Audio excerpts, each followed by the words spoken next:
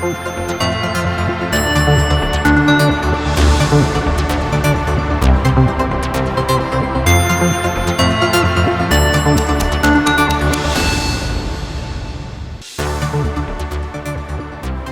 زينا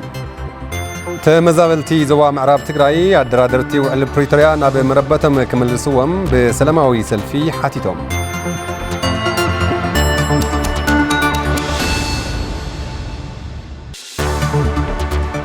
أب تحتك زيهم محدار بزركبا 7 وردات تقرأي بيراو فتنا شامنا يكفلي وهاب لهم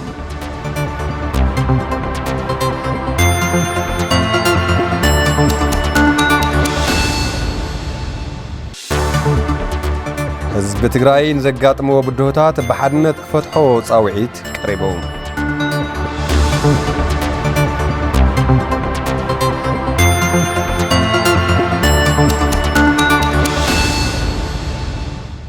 تعني هبلنا كما يوعيلاتكم زخبركم تملكتنا انه ساعات حدا خينو من الساعات زبنا يمنا تلفزيون تقرأي حزنا لكم قريبنا زينا الساعات بمسساي يعني افوركي قبل وقت بملكت قانقا دما علم سهاي حقوس بمخان مسخاتكم نصنع خون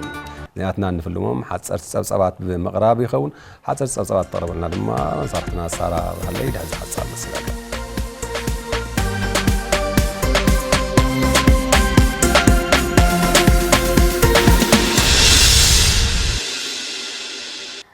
يمسكن افورق قطعنا بلنا زخبركم تملكتنا حصرت صبصبات نهم أب الزوا مبرق تقرأي 14,422 تمهارو شامنا يكفلي بهراو فتنا يفتن لهم أما خاري محبراو قدات زوا مبرق تقرأي أي تمحار أباي اتم تفتنتي شامنا يكفلي أب خلتا 251 ملوك أداماي برك بيت تمرتي كمهارو خينوم 3 شوعاتن أبيعت تمرت ورداتات كلهم خدان إيروبن كتمازالن بسنقنا كساب حزي أب تحت سراويت إيرترا بمهلون كفتونو 5 كالو تزاربهم كابت أغلال تفتنتي شامنا يكفلي تزوا أتن 500 ودك أنستيو مخانن زحبرو أي تمحاري اتفتنا بزي من مزاقم تساتا حزرة التواتات كمستجمرة مزرابو مسارحتنا مكياس تافريو تسابزيبو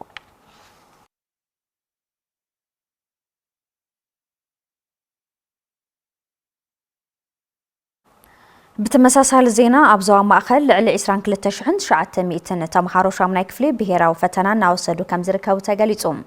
أب كتما أكسوم كيدو وهبا فتنا بتصبغي سالت كمزلو بيت صحفات تمرتتا كتمايو حابريتا علاو غير زلوم أب كتما أكسوم تزواوير ناس تعذبناين بيت تمرتي 10 مقابيتن مولو قداماي برك بيت تمرتا أكسومن كيد فتنا بتصبغي سالت كمزلون زاقير زقات أمت أقام كمزيلن حلافيت بيت صحفات تمرتتا كتما ممهرز أقا قبرا مسكال قليتن أب أبيعت تمرت عودات كقبرو مخار قدات محبراوي لمعات زوا ماخل أيتا قداي برها لوم زبن بدرجة زوا بزركبا 370 أبيعت تمرتي لعل إسران كل التنشعن شعت 100 تمهارو بهراو فتنا شامنا يكفلي يوصلوا 5 لون كابزياتن تن لعلي 11 شحدق أنستيو 5 خنا قليتن في الساعة مسكبة 5 صبصبو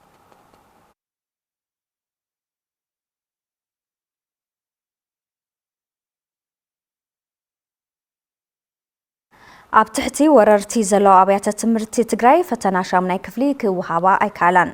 أبتحتي وررت حيلتات أمحارة زلو ورداتات ألمتي لعلا يتألمتن كتما ما يتأبرن بسراوت إرتراست حزات أبياتات وردا تحتاي أجابون زلو تمهارو بهراو شامنا يكفلي كوسدو كم زي كالو ممحدار زوا سمين معراب تقرأي أفليت لهم أما خارو قدات محبراو زوا سمين معراب تقرأي أي تألفيو ستادسة كم زبلو بدرجة زوا كاب زلوا شدشوشحن 5 كلتن دق أنستيو زركبهم لعل 10 تخلتشح تفتن تتمهرو أب حدا 170 مفتن نعوطاتات بهراو فتنا مهاب كم استجمرة تزاربهم أما فتن نعوطاتات كتماشورن داس لاس زركبهم أمرار حمامران كتماشورن داس لاس بوغنهم قدم مجمار فتنات حزوم مدلوات كم زقبرو بمقلات تمهرو باقواو ناتفتنو كم زركبو قليزو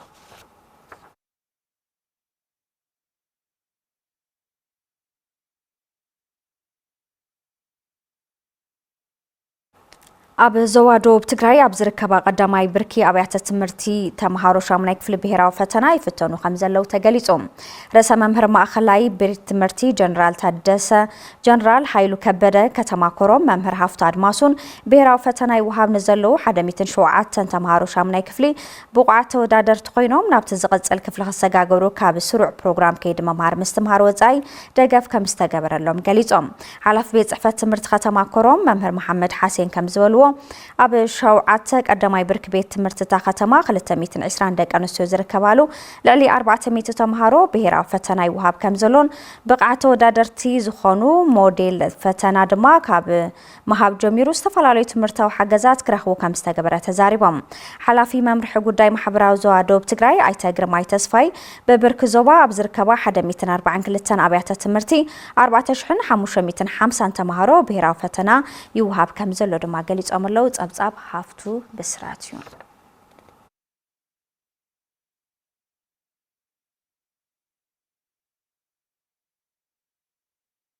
ኣብ ወረዳ በርገሌ የጭላ 511 ደቂ ኣንስትዮ ዝርከብኦም ልዕሊ 1100 ተምሃሮ ብሄራዊ ፈተና ይወስዱ ከም ዘለው ቤት ጽሕፈት ትምህርቲ ወረዳ ዕላው ገይሩ። ኣብ ወረዳ በርገሌ የጭላ ብሄራዊ ፈተና ሻምናይ ክፍሊ ናተፈተኑ ካብ ዝረኸብናዮም ተምሃሮ ምርኣይ ዝተሳእኖ ተፈታናይ ተምሃራይ ካላይ ንጉሰ መምህራን ናይ ዕረፍቲ ግዚኦም ሰዊኦም ከም ዝሓገዝዎ ተዛሪቦም። ኣብ ቀዳማይ ብርኪ ቤት ትምህርቲ ፍረስዋ ተረኺቦም ብሄራዊ ፈተና ሻምናይ ክፍሊ ዝጀመሩ ሓላፊ ቤት ጽሕፈት ትምህርቲ ወረዳ በርገሌ የጭላ መምህር ግዚያው ተክላይ ኣብ ወረዳ በርገሌ የጭላ ኣብ ዝርከባ 21 ኣብያተ ትምህርቲ 511 ደቂ ኣንስትዮ ዝርከብኦም ልዕሊ 1100 ተምሃሮ ብሄራዊ ፈተና ይፍተኑ ከም ዘለው ገሊጾም። ቤት ጽሕፈት ርክብ ህዝብን መንግስትን ወረዳ በርገሌ የጭላ ከም ዘመላኽቱ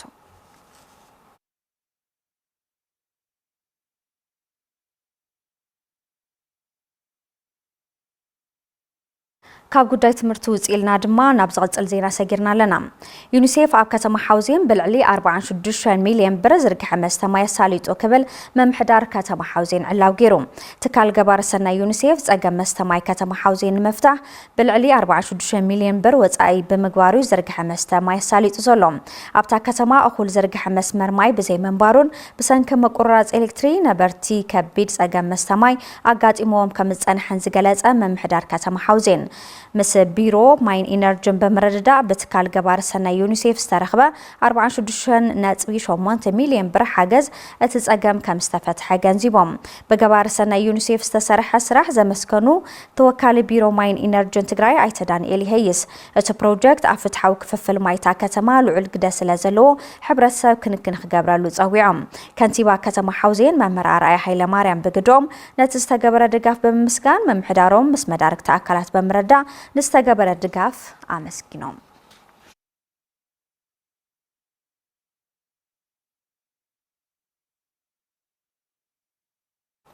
ካወጻይ ዕጡቕ ሓማስ ዕጡቕ ከርግፍን ድሕነት ህዝቢ ፊልስጤም ንምሕላው ዓለም ለኻዊ ሓለዋ ክገብረሉን ፕሬዚደንት ፊልስጤም መሐሙድ ዓባስ ጸዊዖም። ኣብ ፈረንሳይ ንዝካየድ ዋዕላ ፓሪስ ኣመልኪቶም ናብ ፕሬዚደንት ፈረንሳይ ኢማኑኤል ማክሮን ደብዳቤ ጸሓፉ እቶም ፕሬዚደንት ነጻ ሃገር ፊልስጤም መሐሙድ ዓባስ ድሕነት ህዝቢ ፊልስጤም ክሕሉ ተሓሳሲቦም። እቶም ፕሬዚደንት ዕጡቕ ሓማስ ብ7 ጥቅምቲ 2023 ኣቆጻጽራ ኣውሮፓውያን ኣብ ልዕሊ እስራኤል ዝፈጸሞ መጥቃዕቲ ዝኾነኑ ኮይኖም ኩሎም ዝተዓገቱ ንኽፍትሑ ተወሳኺ ጻዕርታት ክግበር ምጽዋዖም ጋዜጣ ኤሊሲዩ ኣፍሊጡ ዘሎ።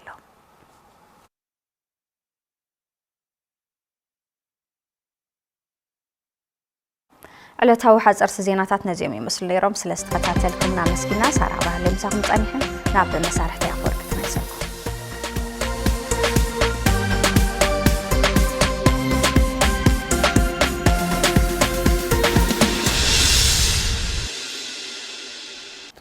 يمسكن صراح حز دما ናብ ዝርዝር ዜናታት ክንሰግር ኣብ ኬንዳ ኮይና ብጥሜትን ሕማምን ንጽንት ዘለና ዝምልከቶም ኣካላት ብህጹጽ ናብ መረበትና ይመልሱና ክብሉ ተመዛበልቲ ዞባ ምዕራብ ትግራይ ገሊጾም። እቶም ተመዛበልቲ ዝገለጹ ህጹጽ መፍትሒ ዝጠልብ ጻውዒት ኣብ ከተማ መቐለ ብዘካይድዎ ሰላማዊ ሰልፊ እዩ። ታደለ ዳኛው ዘዋዶ ጸብጻብ ተስፋዝጊ ኣስበይ ብዘይ ኩናት ትንተት የብከ ኣብ ከተማ መቐለ ኣብ ዝተፈላለዩ ማእኸላት መዕቆቢ ዝርከቡ ተመዛበልቲ ዞባ ምዕራብ ትግራይ ህጹጽ ፍታሕ ዝጠልብ ሰላማዊ ሰልፊ ኣካይዶም ናብ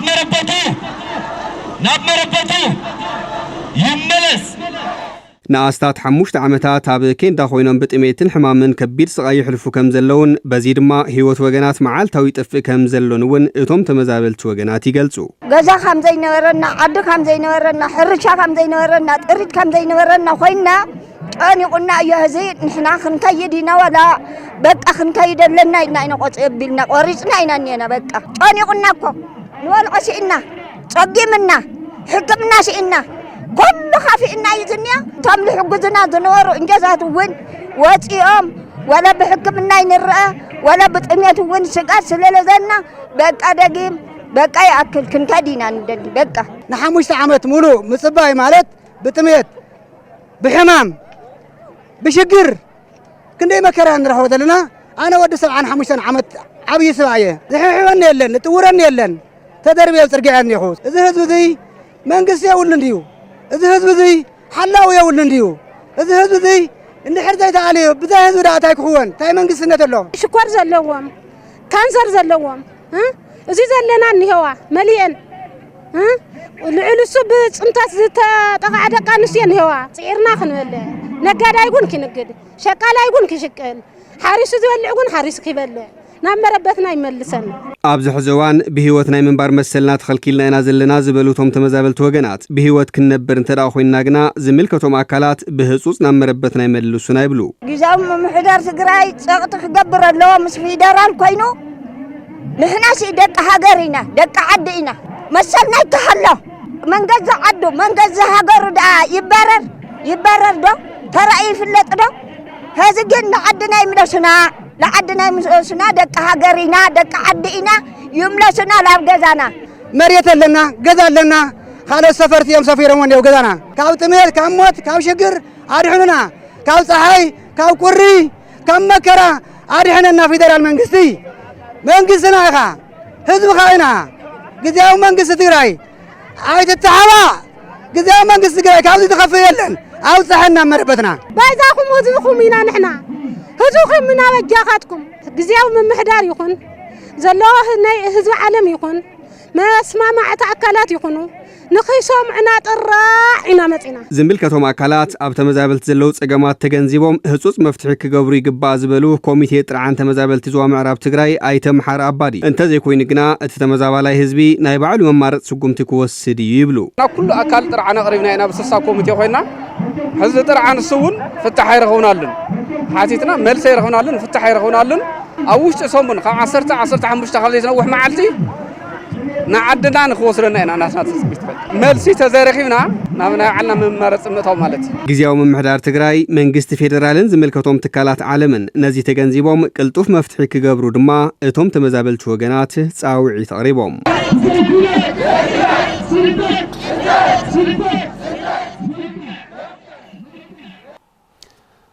ኣብ ትሕቲ ግዝያዊ ምሕዳር ካብ ዝርከባ 79 ወረዳታት ትግራይ ልዕሊ 67,000 ተምሃሮ ክፍተኑ ተጽቢት ዝግበረሉ ብሄራዊ ፈተና ሻምናይ ክፍሊ ሎሚ ብዕሊ ጀሚረሎም ነጀንስ ምርጋጽ ምዘና ፈተና ትግራይ ተወኪሱ መርሃዊ ተስፋይ ዘዳሎ ጸብጻበሎ ሓይና ንካተሎ ብሄራዊ ፈተና ሻምናይ ክፍሊ ኣብ ትግራይ ተጀሚሩ ፕሬዝዳንት ጊዜያዊ ምሕዳር ትግራይ ሌተናል ጀነራል ታደሰ ወረደ ኣብ ሙሉእ ቀዳማይ ብርኪ ቤት ትምህርቲ መቐለ ተረኺቦም ብሄራዊ ፈተና ሻምናይ ክፍሊ ኣበሲሮም ብሄራዊ ፈተና ሻምናይ ክፍሊ ዝተበሰረሉ መምሃሪ ክፍሊ ሙሉእ ቀዳማይ ብርኪ ቤት ትምህርቲ መቐለም ሻድሻይ ክፍሊ ከም ዝተምሃሩሉ ዘዘኻኸሩ ፕሬዝዳንት ሌተናል ጀነራል ታደሰ ንተፈተንቲ ተምሃሮ ሰናይ ትምኒቶም ይገልጹ ኣብ ትግራይ ኩሎም ተምሃሮ ሻምናይ ክፍሊ በዛሓት ሰዓት ፈተና ጀሚሮም ኣለው مسارتنا زلنا آدم تماري ناي إلمنتري ذا بيتمرت زي أي تماهرة تطبق قاطع مدما آدم بتناشال شايك في الفتنة أفزيا تفتي نفتاز تفتن كلها كفلية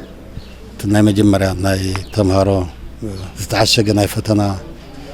أدي دون خفيته توصل تمهارون عدلة بزي مسارات صبوا عدل كولي فتن ኣብ ትሕቲ ግዚያዊ ምምሕዳር ካብ ዝርከባ ሙሉእ ቀዳማይ ብርኪ ኣብያተ ትምህርቲ ትግራይ ልዕሊ 67,000 ተምሃሮ ክፍተኑ ትፅቢት ከም ዝግበር ሓላፊ ቢሮ ትምህርቲ ትግራይ ዶክተር ኪሮስ ጉዑሽ ይገልጹ። እዚ ሎማዓንቲ ጀሚርና ዝኔና ፈተና ተኸታታሊ 3 መዓልቲ ዝወሃብ ኣብ 79 ወረዳታት ትግራይ ውሽጢ ኣብ ዝርከባ 1165 ኣብያተ ትምህርቲ ውሽጢ ዝመሃሩ ዝነበሩ ልዕሊ 67,000 ተምሃሮ ሕዚ ሻምናይ ክፍሊ ዝወስዱ ዘለው ሎም ዓመት ጀኖሳይዳዊ ኩናት ኣብ ልዕልና ዘይፍጸም ነይሩ ኣብዚ ሕዚ ሰዓት 150,000 ዝኸውን ተምሃራይ ይኽፍተን ነይሩ። ተፈተንቲ ተምሃሮ ካብ ጉለት ስነ ምግባር ፈተና ሲዕቡ ዝመጽእ ተሓታትነት ዓርሶም ተቆጢቦም ብዝተረጋግዐ መንገዲ ፈተናኦም ክፍተኑ ተወካሊ ኤጀንሲ ምርግጋጽ ምዘናን ፈተናን ትግራይ ዶክተር አረጋዊ ዘፈሩ የገንዝቡ። ክምዝገቢልና ለሓዝናዮ ተምሃራይ ኩሉ ኸቲቱ ኣይመጸን ከባቢ 4,000 ዝኾን ተምሃራይ ኣቋሪጹ ኣሎ። እዚ ብጣዕሚ ዓብዪ ኪሳራ እዩ ትግራይ። ስለዚ ትምድላው ኣኺሉ ማለት ይኾነ ገና ከዝውን ኣብ ዝኾነ ኸውን ምድላው ትካል ምጽናዕ እውን ክሳብ መጨረሻ ሰዓት ምድላው ምጽናዕ ኣሎ እዩ። ምኽታት እውን ልተርፈና ተምሃራይ ክህሊ የብሉን ማለት ኪሳራ እዩ ብኽነት ትምህርቲ እዩ። كما كتما مقاله لعلي 9,000 تمهارو بهراو فتنا شامناي كفلي مفتني ايدي كاردي كم زوسدوم اما خاري محبراو غداي زبا مقاله ايتگيتاچو وداج يزاربوم 38 مفتني ابيات تمرت لوانا مالت نقطعات تم ناي ولقاس غزعس ناب حدنا مصحاسل تفتنا 38 مفتني ابياتات كاو 9,404 تمهارو كتما بركي لما عندي فتنا جميرة من حيو مالتي هذا كلهم أتيم مدي أتون زبل دحرز فتنا زينا خن هنريا خن ديز أخلط فتينا ماللو زبل دحر فتنا إن هنريا كلهم فتنا اللوم يلنا إن كن تحسب نجبر بيراو فتنا الشام ناي كفلي كبر 4 سنة خلتشحن 10 سنة متمرت جميرهم كساب 6 خلتشحن 10 سنة متمرت كغزل اليوم ኣብ ትሕቲ ወረርቲ ሓይልታት ተምሓራ ዘለዋ ወረዳታት ጸለምቲ ላዕላይ ጸለምትን ከተማ ማይ ጸብርን ብሰራዊት ሻዕብያ ዝተሓዛ ጣብያታት ወረዳ ታሕቲያ ዲያቦን ዘለው ተምሃሮ ብሄራዊ ፈተና ሻምናይ ክፍሊ ክወስዱ ከም ዘይከኣሉ ምምሕዳር ዞባ ሰሜን ምዕራብ ትግራይ ኣፍሊጡ። ንጸብጻብ መለስ ኣባዲ ጎይቶኦም ንጉስ ከም ዝስዕብ ቀርቦ እዩ። ኣብ ዞባ ሰሜን ምዕራብ ትግራይ ብሄራዊ ፈተና ሻምናይ ክፍሊ ወሃብ ከም ዘሎ ምምሕዳር እታ ዞባ ኣፍሊጡ። ኣብ መፈተኒ ናውጣታት ኣብያተ ትምህርቲ ክዕዘቡ ዝረኸብናዮም ኣመራርሓ ትምህርቲ ከተማ ሽረ እንዳስላሰ ተፈተንቲ ተምሃሮ ቅድሚ ፈተና ዘዕግቡ ውፅኢት ንኸመዝግቡ ምድላዋት ከም ዝተገበረ ብምግላጽ ተምሃሮ ብኣገባቡ እናተፈተኑ ከም ዝርከቡ ድማ ይዛረቡ። እቶም ተምሃሮ ብሰዓቶም ኣትዮም ከመይ ከጥቁሩ ከም ዘለዎም ካብ ዞባ ካብ ቤት ትምህርቲ ካብ ወረዳ ኣጠቋቁራ ጀሚርና ያው ሽሞም ብኣግባብ ክጽፉን ተረጋጊኦም ፈተና ንክፈተኑ ያው ምድላዋት ጀርና ለና ሁሉት መምህር እውን በብዝተመደቡ ክላሳት ኣትዩ እቶም ተምሃሮ ሓገዝ እንዳገበረ ይርከብ። ብድምር 3,037 ተምሃሮ ኣለውና 1,500 ደቂ ኣንስትዮ ዘለዎም ማለት እዩ። ፈተና እዚ ሰላማውን ወሕስን ኮይኑ ንክካየድ ኣቀድመ ቢልና ጽቡቃት ቅድመ ምድላዋት ጌርና ኢና። ንሕና ደሞ ንዘጋጥም ፀገም ብማእኸልን ብኣብያተ ትምህርትን ተኣሳሲርና ንሰርሕ ስለ ዘለና ስሩዕ ኦሪንቴሽን ተዋሂቡ ስለ ዝኾነ ሰላማዊ ኮይኑ ንክንሓልፍ ያው ኩሉ ሓዋዊሉ ይሰርሕ ኣሎ እዩ። ኣማኻሪ ጉዳያት ማሕበራዊ ዞባ ሰሜን ምዕራብ ትግራይ ኣይተ እልፍዮስ ታደሰ ብግዶም ከም ዞባ 6,000 ደቂ ኣንስትዮ ዝርከብኦም ንልዕሊ 12,000 ተፈተንቲ ተምሃሮ ኣብ 170 መፈተንቲ ናውጣታት ብሄራዊ ፈተና ምሃብ ከም ዝተጀመረ ይገልጹ። 170 ፈተና ሻምናይ ክፍሊ ቤት ትምህርቲ ከምኡውን ተፈተንቲ ተምሃሮ ተባዕትዮ 6,019 ደቂ ኣንስትዮ 6,052 ከባቢ 12,081 تفتنتي بزلوا معلت يا تفتنا جميرة والله كلن بصبوع مركز بها الفتنة كم سجمر إذا لنا مرداتا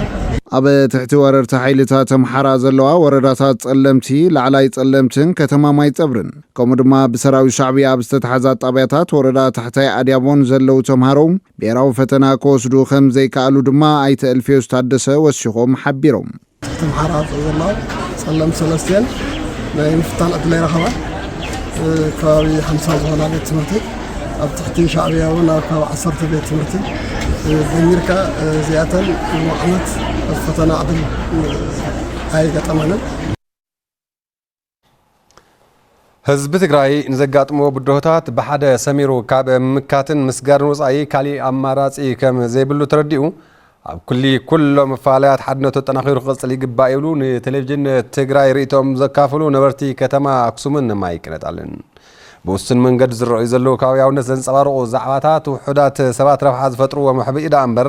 ኣብ ኩሉ ኩርናዕ ንዘሎ ትግራዋይ ፍጹም ዘይውክሉ ከም ዝኾኑ እውን እቶም ወሃብቲ ርእቶ የመላኽቱ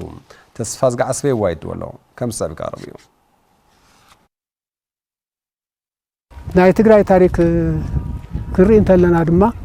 ዝኾነ ፀገም ከጋጥሞ እንተሎ ሓደ ኮይኑ ዝመጽእ ቁሩቲ ሓድነቱ ጠናኺሩ ኸይድ እንተሎ ጽቡቕ ነገራት እናበለ ኸይድ እንተሎ ሓደ ደረጃ ምስ በጽሐ ድማ ሸላና ይምባል በቲ ጀሚርዎ ዝነበረ ዘይምቕጻል ነንባዕሉ ተሰብ ስልጣን እንተሰብ ጥቕሚ እንተሰብ ከባቢያውነት እንተሰብ ተፈላለዩ መልክዓት እዚ ዓይነት አካይዳታት እና መጽኡ ከም ዝኸዱ ይረአ ካብ ቀደም ካብ ጥንት ጀሚሩ ህዝቢ ትግራይ ሓድነቱ ዝተጠመ እዩ ሓድነት ስለ ዝነበረ እዩ ንክንደይ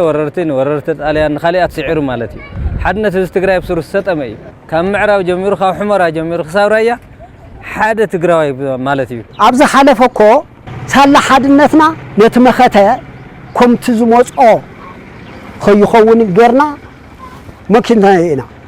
ሓድነት አልዩ ተጣራኺርካ እንድሕር ተቀጽልካ ተልማዕካ እውን ብሓድነት እዩ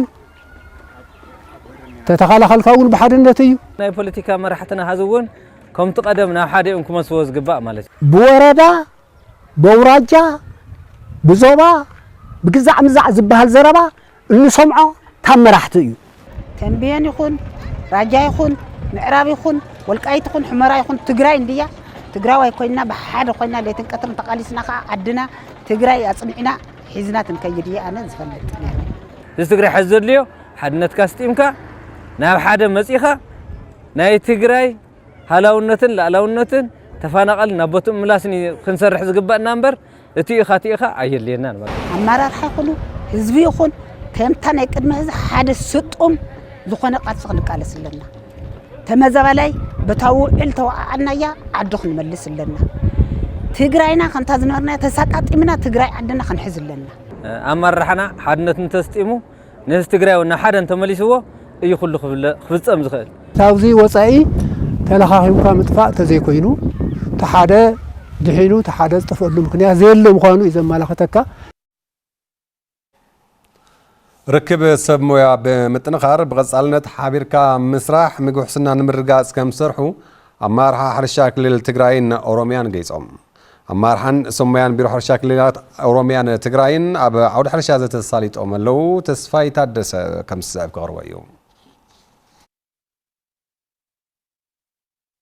بحالافي بيرو حرشا كل الأوروميا أيتجيت جمتشو استمر حلوق جل سمويان أمرارحن حرشان بيرو حرشا في فترة تجرين أوررتات سرعون برتا كل التول علن حوزيننا بسرح تمر وحس أبالحمي مفراي معارن سرح تموسلن هفت فترة عدوتا ساليتهم كل الأوروميا دحروا علي بريتوريا أبز حلف عمتات حجزات تراكتر مرز زرن زمن أو دخولنا حجز مسيوم يوم زولو حلافي بيرو حرشا في فترة تجرين دكتور إياس أبراهام استخايد عدوت وسيت حجزهم كرويون نتب كينات استهاسي زفر حرشا تجري بعكال كردون ناي محواي سرح حابر كان مسرح زقبر يولوم روميا كلل كم كلل قد محس 3 تراكتر بنصاحي ومنا ناب كبابي كلت عمد دما 10 كوينتال ببعمتو مرز زرين تحرستاينا ابصقم زوصحو كبابي ببعمتو 40 زاكل مرح سدره تتقاماي زقبر ينير في لايف سندايد محسرت يقطمنا سلنا سلازي تاي مالتي كبال لعلن بلا حزونا بصقمينا لنا سلازي غبرنا كنزم من تخوينا دغف زليانا ነገራት ኣለዋ ኣብኦም ቀዲሞም ስለልኾዱ ርሕቕ ከይዶም እዮም ፍቲ ዝነበርና ጦርነት መቐጸልና ነርና ኳናውን ጥቃጥቃናቶም ክንበጽሕና ነርና ግን ናብ ድሓር መሊሱና ብሂል በለ 80 ሚታዊ ትመጥቀ ግዛዕ ስለልገበርና ናብ ድሓር ተመሊስና ሞኑ እዚ ኣኮፕ ኣፕ ንምግባር በተጉጅለሉ ዑደት ካብ ዝተገበረሎም ቅድሚ ኩናት ኣብ ምፍራይ መዓር ተዋፊሮም ኣብ ሓደ ቆፎ ክሳዕ 80 ኪሎ ግራም መዓር ይረኽቡ ምንዋሮም ዝሓበሩ ኣብ ወረዳ ክልተ ውልዓለ ምፍራይ መዓር ዝተዋፈሩ ሃለቃ ኣለም በቲ ጆኖሳይዳዊ ኩናት 1300 ቆፎ ንህቢ በቲ ኩናት ከም ዝሰኣኑ ይረዱ ኩሪ ምህርቲ ብምፍጣር ካብ ክልል ሰሜን ሩስካ ብሃገር ደረጃ ኸውን ስካዕ ናይ ውጭ ኣውሮጳ ናይ ኤክስፖርት ዕዳጋ ምትእሳር ፈጢራ ኣብ ስሎው ፉድ ኣብ ጣልያን ኣባል ብምዃን ማዕረና ቅረብኩ ላስራሕኩ ብሰፊሑ በሚድያ ተፈላለዩ ስለዝፍለጥ ነበረ ላስራሕኩ ብጣዕሚ ዓብይ ነገር ፈጢረ ካብ 300 ሽካዕ 1000 ምናምን ካብ ሰለስቱ ሳይታት ማለት እዩ ብጸላእቲ ጥራሕ ልወደሙ ማለት እዩ ተሰረቁ ልወደሙ ተቃጸሉ ማለት እዩ ሙልክ ጠፍኦም ናይ ንህቢ መሳርሒኦም ሙሉ ጠፍዮም ብጣላላ ስለ ልወደማ ከም በሐድስ ንለዓለና ኣውዚ ድጋፍ እንደሊ ልጣሕ እንደሊ ሓላፊ ዘፈር ቁጠባ ወረዳ ሓውዝየን ኣይተ ብርሃን ሃይለም ካብ ጠቅላላ መሬት 20 ሚእታዊ ዝሕረስ ጥራሕ ብምዃኑ ነቲ ከባቢ ብዝምጥን ሞያውን ቴክኒካውን መጽናዕቲ ብምግባር ጎቦታት ብወፍሪ ዕቀባ ሓመድን ማይን ኣብልኻ ናብ መፍራይነት ክሳገርና ተገበረ ምዃኑ ይሕብሩ ኣብ ወረዳና ኣብ ናይ ሩዋ ቃላይ ዝበሃል ተፋሰስ ዝርከብ ብኤስኤልኤም ፕሮጀክት ዝስራሕ ዘሎ ናይ መደባዊ ዛላ ስራሕቲ ማእኸል ጌርና ኢና ንርኢ ዘለና እዚ ስራሕ እዚ ያው ኣብዛ ዓመት እዚ ብህዝቢ ጉልበት ካብ ማዝያ ወርሒ ጀሚሩ ዝተሰርሐ ስራሕ እዩ ዘለና ተሓረስ መሬት ካብ ጠቅላላ 20% እዩ 80% ዘይሕረስ እዩ ስለዚ 80% ናብ ከምዚኦም ቀይርካ ናብ ከምዚ ዘይቀይርካ ኣኸሊልካ ናይ ሃፍቲ እንስሳ ስራሕ ብምስራሕ ኣብ ሕርሻ ፍርያትን መፍራይነትን ምውሳኽ ዝለዓለ ተራ ስለ ዘለዎ ተጠናኺሩ ክቅፅል ኣለዎ ዝብል ሓሳብ ይዘለን ሓላፊ ቢሮ ሕርሻ ክልል ኦሮሚያ ኣይተ ጌቱ ገመቹ ብሰንኪ ኩናት ኣብ ዓውደ ሕርሻ ትግራይ ዝበፅሐ ጉዳትን ምሕዋይ ኣብ ክልል ኦሮሚያ ዘሎ ተመክሮ ዓውደ ሕርሻ ኢሉ እውን ኣብ ትግራይ ዘሎ ተመክሮ ሕርሻ ብምቅንጃው ሓበርኻ ንምስራሕ ዝዓለመ ዑደት ምዃኑ ብምግላጽ ብሰንኪ ኩናት ሓረስቶት ዘፍረይ ወሃብቲ ስኢኖም ኣለዉ ነዚኦም ሞያውን ንዋታውን ሓገዝ የድልዮም ክብሉ አውሪዮም በሁለቱም ክልሎች መካከል የልምድ መለዋወጥ ስራዎችን ለመስራት ነው እዚህ የተገኘ ነውና ኣብ ኦሮሚያን ትግራይን ዘሎ ተመክሮ ሕርሻን ምልዋጢና ኣብዚ ተራኺብና ብሰንኪ ኩናት ሓረስቶት ዘፍረይ ወሃብቲ ስኢኖም ኣለዉ ነዚኦም ሞያውን ንዋታውን ሓገዝ የድልዮም እዩ ብቐጻሊ ተሓባቢርና ክንሰርሕ ኢና ከዚህ በፊትም ስናደርግ እንደነበረው አሁንም ያንን ሳናቋርጥ እየተደጋገፍን እየተማማርን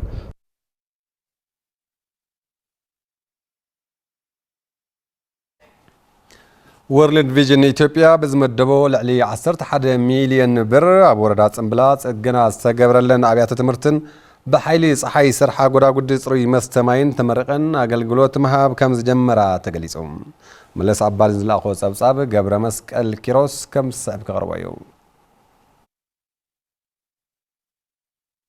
ወርልድ ቪዥን ኢትዮጵያ ኣብ ወረዳታት ኣስገደን ጽምብላን ብጀኖሳይዳዊ ኩናት ዓንየት ዝነበረ ኣብያተ ትምህርቲ ዳግም ክጽገና ገይሩ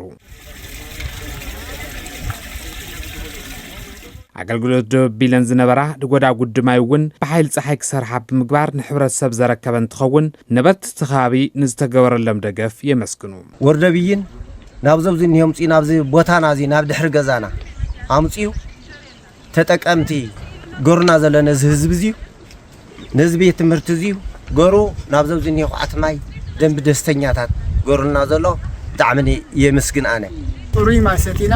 ጽቡቅ ዕናና ተዋረሰና ይኸይድ ዘሎ ወርልድ ቪዥን እናመስገና ኣና ኣተሓዋሪ ወርልድ ቪዥን ኢትዮጵያ ካብታት ኣስገደን ጽምብላን ኣይተ ሰሎሞን ገብረ ጻድቅ ትካሎም ጸገማት ሕብረተሰብ ኣብ ምቅላል እጃሙ የበርክት ከም ዘሎ ይዛረቡ ኣብ ጣብያ ብርሃን ሓደ ብሎክ ቤት ትምህርቲ ኣብ ጣብያ ለምነውን ሓደ ቤት ትምህርቲ ከምኡ እውን ብሓይሊ ፀሓይ ብሶላር ዝሰርሕ ቀረብ መስተ ጽሩይ መስተማይ እውን ኣብ ጣብያ ህንጸት ሓንቲ ኣብ ጣብያ ምዕባለውን ሓንቲ ኢና ሰሪሕና ዘለና እዚአን ነተጠቃሚ ነብፅሕን ማለት እዩ ስለዚ እዚአን ንኣብነት ትምህርቲ ቤት እንድሕር ወሲድና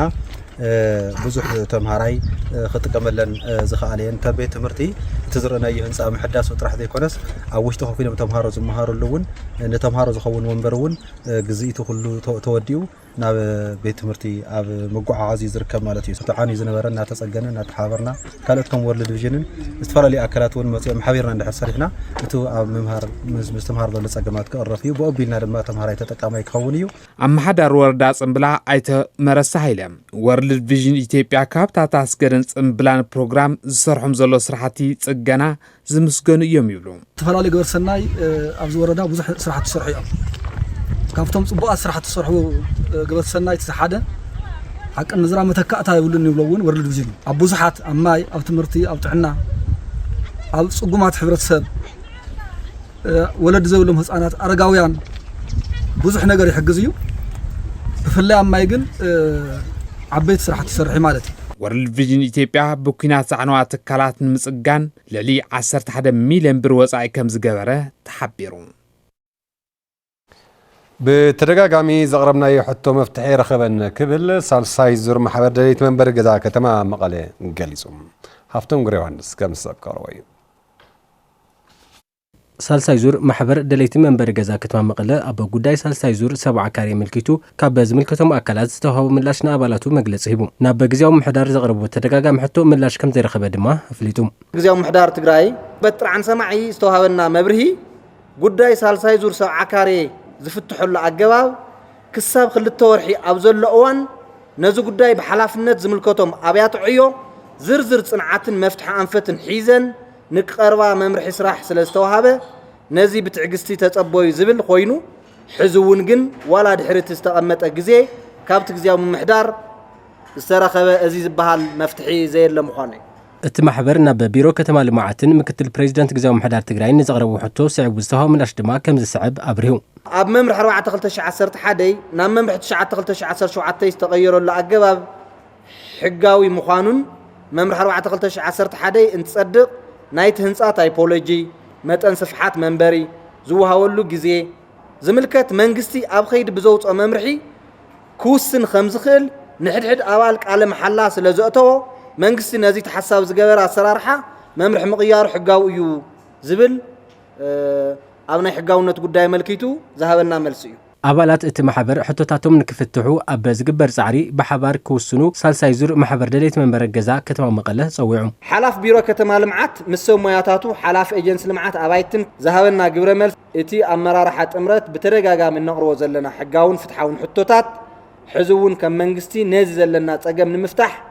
ብትልሚ ዝሓዞ መደብ ከም ዘየለ ዝተረዳእናሉ ኩነታት ስለ ዝኾነ ድሕሪ ሕዚ ንገብሮ መፍትሒ ኣብ ባዕልና ነባዕልና ንክኸውን ከም ዝኽእል ዜናታት ቴሌቪዥን ትግራይ ኣብ ምክታል ትርከቡ ዝኸበርኩም ተመልከትና ሕዚ ድማ ናብ ቀጻሊ ምዕራፍ ከስግረኩም ናብ ጸብጻባት ቢዝነስ መሳርሕትና ሃፍቲ ገብሩ ድሕሪ ዝሓጻር ምስሊ ኣለና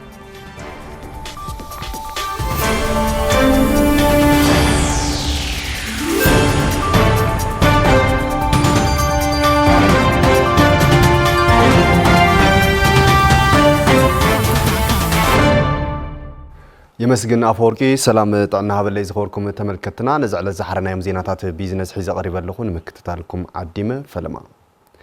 نقادو تقراي إلكترونيكس أونلاين تمزجيبهم أب منجستو عدقي تربحت نخوخنو بيرو فاينانسن متأخاب هافتن تسويعهم تبيرو محبر سب نقد تقراي مزجبا أونلاين منجستو عدقيتن زلو مجنزابن معباي زخل سن تناهبو نسبساب يرسالم قبر مدن في السهاتيون قبر أبزجي كم ساب كاربوي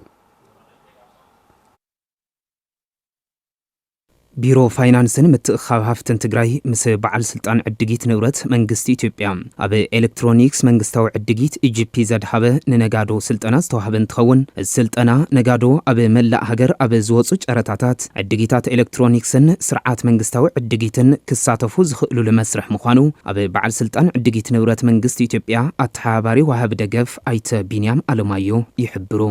ነጋዶ ትግራይ ኣብ ኤሌክትሮኒክስ መንግስታዊ ዕድጊት ብኦንላይን ተመዝጊቦም ሃገር ኣብ ዝወፁ ጨረታታትን ዕድጊታትን ክሳተፉ ይኽእሉ እዮም ነዚ ንምርዳኢና መፂና ዘለና ኤሌክትሮኒክስ ስርዓት መንግስታዊ ዕድጊት ኣብ ኩሎም ብርኪ ካፒታል ዝርከቡም ቫት ተመዝገብቲ ዝኾኑን ዘይኮኑን ነጋዶ ክሳተፉ ዝኽእሉ ግልጽን ሓቃውነትን ዘለዎ መስርሕ ብምዃኑ ዝነበረ ጸገም ዘቃልል እዩ ኤሌክትሮኒክስ ስርዓት መንግስታዊ ዕድጊት ብማንዋል ኣብ ዝካየዱ ጨረታታትን ዝፍጸሙ ዕድጊታትን ዝነበሩ ጸገማትን ዘቃልል ምዃኑ ላዕለዋይ ክኢላ ዕደጋ ቢሮ ፋይናንስን ምትእኻብ ሃፍትን ትግራይ ኣይተ ገብረ ስላሴ ስዩም ይዛረቡ ዋና ዓላማኡ ተረባሕነትን ተጠቃምነትን ኣብ ትግራይ ዝርከቡ ኮንትራክተራትን መቅረብትን ስለዝኾነ እዚኦም እዮም ግብር ከፈልትና ትግራይ ክሕይዋ ዝኽእሉ ዞም ሰብ ሃፍቲ እዚኣቶም እዮም ስለዚ እዚኣቶም ዝሳተፍሉ ጨረታታት ኢኮኖሚኦም ናይ ምዕባይ ለውጥ ናይ ምምጻእ ናይ ምሕዋይ ስራሕ ክስራሕ እዩ ኢልና ንሓስብ ስርዓት ፋይናንስ ትግራይ ድሕሪ ጽንተታዊ ኪናት 98 ሚእታዊ ብማንዋል ከም ዝጥቀማ ዝገለጻ ሓላፊት ቢሮ ፋይናንስን ምትእኻብ ሃፍትን ትግራይ ዶክተር ምሕረት በየነ ነዚ ንምፍታሕ ይስራሕሎ ኢለን ካብ ክልላት ኣብነት ኣብ ኦሮሚያ ኣብ ሲዳማ ኣብ አዲስ አበባ ዝተፈላለዩ ክልላት ተጀሚሩ ሕዚ ነጋዶ ተመሳሳሊ አባናውን ኣብዞም ፌደራል ኢንስቲትዩሽንስ ኣብ ዩኒቨርሲቲ ናይ ፌደራል ኢንስቲትዩሽንስ ካፍታ ሲስተም ወጻእ ክዕድጉ ይኽእሉ ኣብዚኣ ዘሎ ንግዲ ማሕበረሰብ ናፍታ ሲስተም ተዚኣትዩ ገዛ ተኻርዩ ሰራሕተኛ ቆፂሩ ግብሪ ክፈል ይኽበሃል ግብሪ ክፈል ተኾይኑ ከዓ ተዘይሰርሑ ካብ ይምፅኡ ናፍቲ ሲስተም ከዓ ትኽእለል ኣብቲ ስልጠና ዝተረኽቡ ነጋዶ ብወገኖም እዚ ሓድሽ ስርዓት ኣብ መላእ ነጋዶ ግንዛበ ክህሉ ንምግባር ማእኸል ስልጠና ክኽፈትን ብቕልጡፍ ክትግበርን ይግባእ ክብሉ ኣገንዚቦም ከዚ ግን ኣብ ጥቕሙ ተኾይኑ ግን ልሓሸ እዩ ልብል ተሓታተባ ኢለለኒ ምክንያቱ ግልጽነት ለለዎ እዩ ማንም ሰብ ዶክመንት ክርኤልካ ይኽእል ባዕልካ ኢኻ ክሰርሖ ትኽእል ለኣና ገና ካብ ጅምሩ እንትንሪኦ ዘለና ኦልሬዲ ኦቶሜትድ ምዃኑ ብዙሕ ነገር ክቃልለልና ክፈትሐልና ይኽእል እዩ እምነት ኣለና ኣብ 2017 ዓመተ ምህረት ብደረጃ ኢትዮጵያ 530 ቢልዮን ብር በጀት ዘለዎም 63,000 ጨረታታት ብኤሌክትሮኒክስ መንግስታዊ ዕድጊት ከም ዝወፁን ኢጂፒ ብዘይካ ኣብ ትግራይ ኣብ ኩለን ኣብያተ ዕዮ ፌደራልን ክልላትን ከም ዝተጀመረን ኣብቲ ስልጠና ተሓቢሩ ኣብ ከተማ መቐለ ብ19 ሰብ ሞያ ጥዕና ብ16 ሚሊዮን ብር ወጻኢ መባእታዊ ሆስፒታል ኣልፋ ተኸፊቱ ኣብ ትግራይ ዝበራኸታ ዘለዋ ውልቀ መባእታዊ ሆስፒታል ነቲ ዝተዳኸመ ቁጠባት ትግራይ ኣብ ምንቕቓሕ ዝለዓለ እጃመ ከም ዘለዎን ሰብ ሞያ ጥዕና ሆስፒታል ገሊጾም ገነት ካሕሳይ ዝርዝር ሒዛላ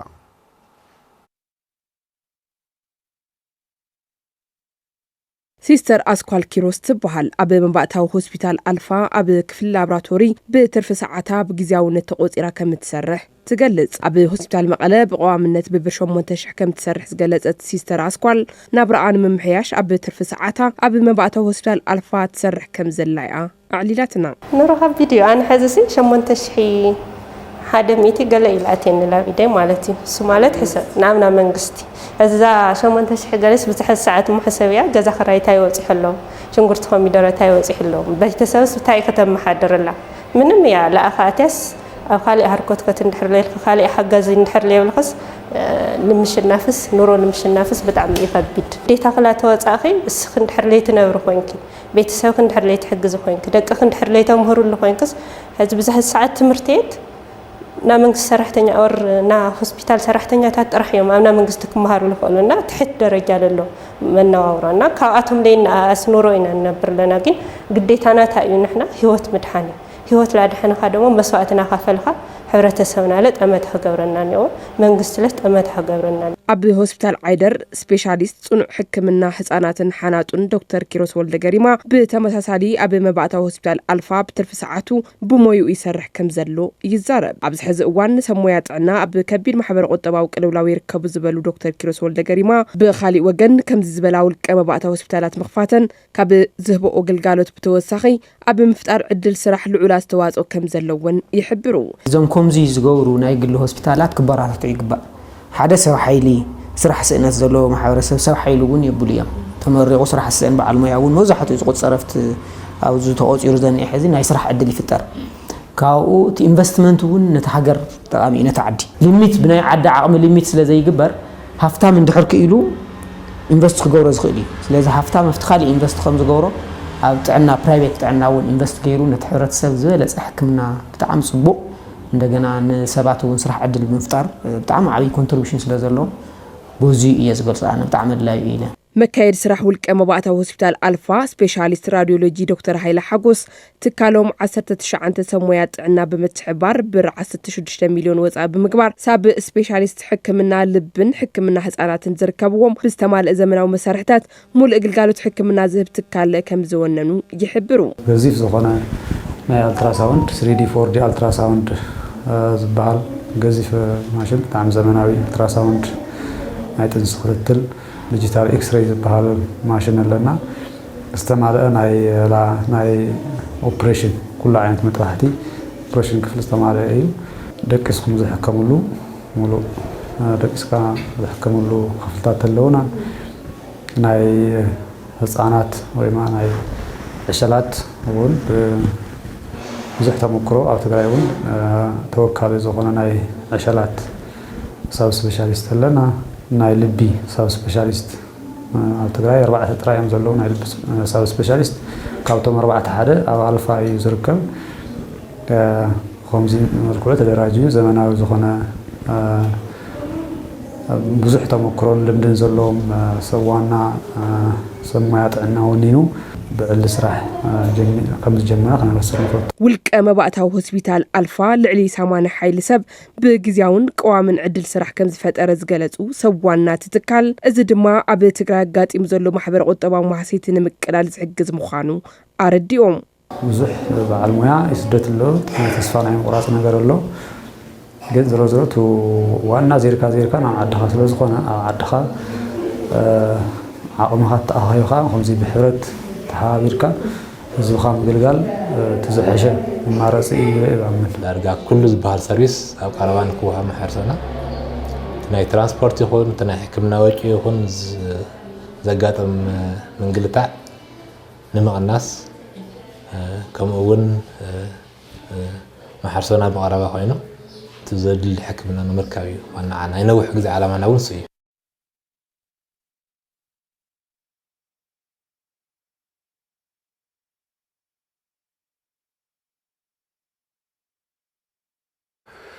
بريزيدنت جنرال تادس ورده اب محبرسب نقد تግራይ بزعبا زلو محلقات تملكتهم مس امرار حن توكلتن محبرسب نقدي لومي 4 سنه 2017 عام تميايتهم بمقنيات التكوينات على مسارة المعاتن تكالات إنفستمنتن تجراي بستفتصم عنوتن بفيدرالن كللن زوجو ممرحتات محبر سب نقد تجراي نغبيت أجم كم زكال عوام بمقلات توم أجمات المفتاح على كالوت كللات زجبر نجادين أي مبرت تعسرعات بفلايد ما بسنكي جونسايدا وكينات عنوات تكالاتن هافتن أب من غاح جزام محدار تجراي أبو قنم كوينو كحجزم أمر رحن توكلتن محبر سب نقديس أويعم محبر سب نقدي تجراي استفسم عنوة هاسيان أزيو كبير كم زقنا زجلسو بريزيدنت تادس ورده أبتي محبر سب نقدي زلو محنقوتاتن أجماتن مفتاح بفلاي أب سرز عدا ولدن مركب لقحن بزملكت مس فيدرال منجست تقرارب كان ترداد خان مسرح كم زد اللي جلسهم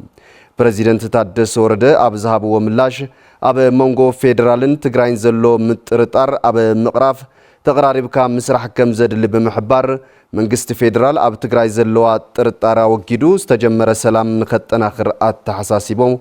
كم سبساب بيت صحفة بريزيدنت تجراين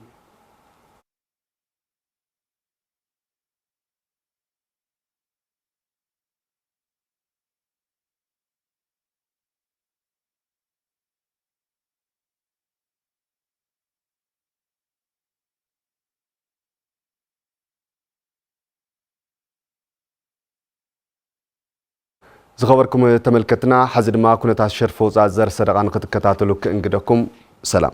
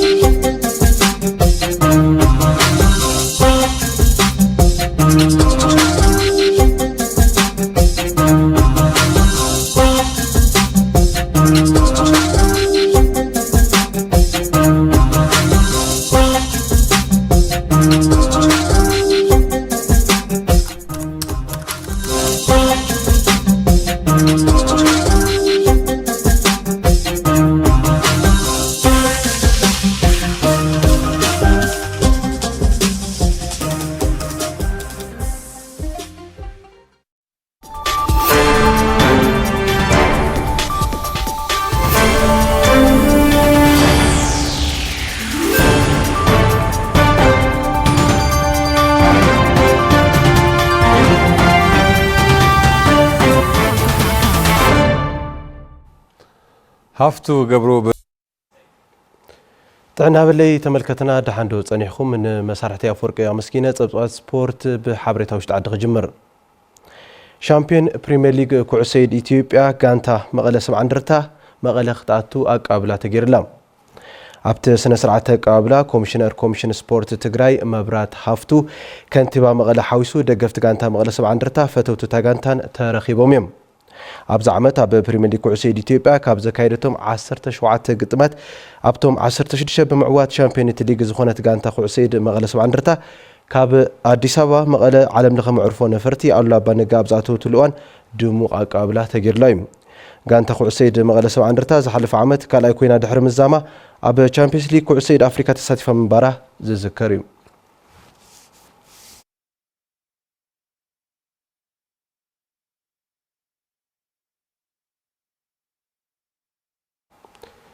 ክእለት ሓላው ጎል ኣካላውን ልቦናውን ብቕዓት ይሓትት ኢሉ መኮነን ሃይለ ስላሰ ምስ ዝነበር ኮኸብ ሓላው ጎል ዮሃንስ ኣሸብረ ጸንሒት ገይሩሎ ኣብ ዓምዲ ነበር ከዋኽብቲ ከም ስዓው ቀረድና እዩ ኣብ ቀዳማይ መፋርቕ ሰማንያታት ኣብ ዓዲግራት ምስ ዝመደብረን ጋንታት ማዕበልን ወልዋልን ተጠርኒፉ ሓደ ካብ ሱምያት ሓለውት ልዳት ዝነበረ መኮነን ሃይለ ስላሴ ኣብ ብዙሕ ውድድራት ተሳቲፉ እዮም 1985 ድማ ወልዋሎ ብዝብል ጋንታ ሓዳሽ ጋንታ ወልዋሎ ብዝብል ኣጣይሽና ያው ጽቡቕ ተፋኻሪትን ሓይትን ጋንታ ፈጢርና ካብ ከተማ ካብ ክልልና ከተማና ሓሊፍና እውን እስካብ ሰንዓፈ ከይና ንዋደር ደረጃ በፂሕና ነይርና ይትዋር ገብረ ስላሴ ፍራ ሕዚ መቐለለ ናይ ኤንጂኦ ዝሰርሕ ናይ እንትን ነይሩ ናይ ግብርና ጽቡቕ ዝወቅዕ ሹት ትሕሉ ኢኻ ንወይ ግን ናቱ ተሸሊኹ ኣይተ ዘለካ ዓዲ ፀቢብ ናይ መሓዝ ዕድልካ ዘካርያስ ይፈር ሓደ ዘካርያስ ጎዝ ነይሩ ናይ መቐለ ከነማ ወይ ትራንስ ዘካርያስ ዝሎ ተጻዋታይ እውን ነይሩ ፈጣን ተጥቃይ ብዙሕ ግዜ ተራኺብና ኢና ፊት ንፊት ሓላው ልዳት ነበር መኮነን ትምህርቲ ኢሉ አዲስ አበባ ምስከደ ብሓደ ራእያ ዝብለ ተጻዋታይ ተዓዚቡ ተምሳጥ ከም ዝሓደሮ ይጠቅስ ህፃውንቲ ኮይና ርኪብና ኣለና ደሳሌ ዓዲግራት ክጫወት ኣሎ ደሳሌ ገብረ ጊዮርጊስ ካብዞም ምስከርኩ ኣብ ጊዮርጊስ እንትጫወት ረኺበ እያ አዲስ አበባ ኮይና ተምሃርኩ ማለት እዩ ሕስተ ኢኻ ትሓስብ ትናትካ ትግራዋይ ወይ ዝሳተፈሉ ቦታ እዚ ኢልካ ኢኻ ትወስድ ሻዓይቱ ነይሩ ናይ ትግራዋይ ቦታ ዝጫወተሉ ንገርብዲ ነይሮም እዮም ኦፍኮርስ ግን ንሱ ይርኢ ነይራ ዘና ዓዲግራት ከይደስ ከምዚ ዓይነት ክሰርሕ ደይኽእል ዝብል ሳይስም ስለ ዝሓስኩ ልክ ኣዲስ ኣበባ ትምህርቲ ወዲአን ትመፅእ ዘሎ ወላል ክንምስርት ኣለና ኢሚድየትሊ ቦታ ንሰውን ክፍቲ እዩ በረኛ ኮነና ዓዲግራት መፂኻ በረኛ ዝድልየሉ ዘይፍለጠሉ ስልጣን የብልኻን ብባዕልኻ ድልየት ብዝትሪኦ ዓይነት ጥራሕ ከምዚ ሕዚ ንሪኦ ዘለና ናይ ዲኤስቲቪ ናይ ቴክኖሎጂ ኣክሰስ የነበረይ ድርዳውን ከይደ እያ ድርዳ ክጫወት ስኑኡ ክርኢ ማለት እዩ ብቋዕ ሓላው ልዳትን ምዃን ጥምረት ኣካላውን ልበናውን ንጥፈት ምስ ብልሕን ትብዓትን ተጠላብረ ቋሕ ምዃኑ መኮነን ሃይለ ስላሴ ኣብሪሆም ደፋር ምዃኑ እንዲ በኣፍካ ብገጽካ ፍንጫኻስ ብኩሉ ኢኻ ትምልስ እዚኣ ትመርፆ ነገር የላይ ምክንያቱ ንኣኻ ዝሃበካ ንኻልእ ተጻዋታይ ዘይተዋው ዕድል ኣብ በረኛ ኣሎ ዝኾነ ኣንግል ክትምልስ ምፈይድልካ እዩ ስትገጥሞ ጋንታ ኩሉ ግዜ ትኩረትካ ትገብር ምስመን እዩ ዝገጥም ዘሎ ኣወዳድቓ ናይ ዲያጎናል ኣወዳድቓ ኣለካ ፊት ንፊት ናይ ኣወዳድቓ ኣለካ ንድሕሪት ናይ ኣወዳድቓ ሲስተም ኣለካ እቲ ኮኸብ ሓላው ልዳት ኣብ ለበውኡ ስፖርተኛታት ሎሚ ኣብ ምምዕባል ክእለታቶምን ዕግበት ደገፍቶምን ከድህቡ ምዒዶም እቲ ንሕና ንፃወቶ ነርና እቲ ናይ ስምዒት ፀዋታ እዩ እቲ ማልያ ዝበሃል እዩ ድሕሪኻ ካልእ የለን ናይ ድግፈንስ ቅንዕ ኢሉ ክኸድ የደሊ ክኹርዕለ የደሊ ፍቲ ሜዳ ካኣተሉስ ቲፎዝስ ክኹርዕለኒ ኢልካ ኢኻ ተኣት ካሊእ ዕላማ የብልኻ እቶም ናሕዚ እኒአው ኦፍኮርስ እታ ስምያ እታ ምድማር ምጉዳል እያ ምስታ ቅርሺ ዘተሓዛ ምስታ ናይ ኢኮኖሚ እያ ስለዚ ነበረናትና ናይ ብስምዒትን ምስ ህዝብኻን ስፖርቲ ካብ ምቢልካ ትፈትዎ ስፖርቲ ካብ ምቢልካ ናብ እንጀራ ትልውጦ ካብ ምቢልካ ኢኻ ትዓቢ ዝብል ነገራት ኢኻ ትወስድ መኮነን ሃይለ ስላሴ ኣብ ጉዕዝኡ ሓደ ተጓንፎ ይዝክር ናይ ዋንጫ ጨዋታ ምስ ግብርና ነይሩና ወልዋሎን ግብርናን ሓሊፍና ብዚኣ ድሓር ሻዓይቱ ዳኛ ነይሮምና እዮም ኣብዚ ድሓር ሻዓይቱ ይዝክር ኣነ ከጫወትና ዝኽእል ካብ መቐለ ዳኛ ይምፃእ ተባሂሉስ መንዲ መፅኡ ባህሩ እዚ ናይ ትራንስ ወጌሻ ይምፃእ ዝኾነ ይምፃእ ወላ ካብ ግደለኹም ይምፅኡ ስዕሮም ኢልና ስዒርና እዮም ብቻ 1-0 እዚኣ ይዝክራ ባህሩ እዩ ጫዊትና ብዙሕ ታሪክ ኣለዎ